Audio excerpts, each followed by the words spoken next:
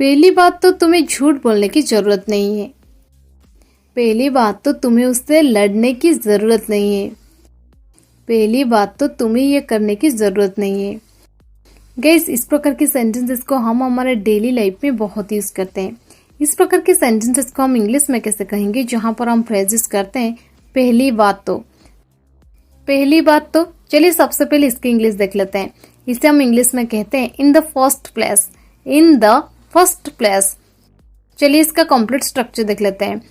Structure में पहले आपको यूज कर देनी इन द फर्स्ट प्लेस, इसके बाद सब्जेक्ट, सब्जेक्ट के बाद आपको यूज कर देनी नीड, नीड के बाद नॉट, इसके बाद वर्ब की फर्स्ट फॉर्म और लास्ट में ऑब्जेक्ट। चलिए कुछ एग्जांपल्स लेते हैं ताकि आपको ये स्ट्रक्चर और भी अच्छे से क्लियर हो जाए।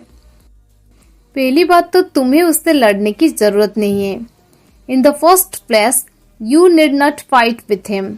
इन the first place you need not fight with him. पहली बात तो तुम्हें यह करने की जरूरत नहीं है। In the first place you need not do this. In the first place you need not do this. पहली बात तो उसे यहाँ आने की जरूरत नहीं है। In the first place he need not come here.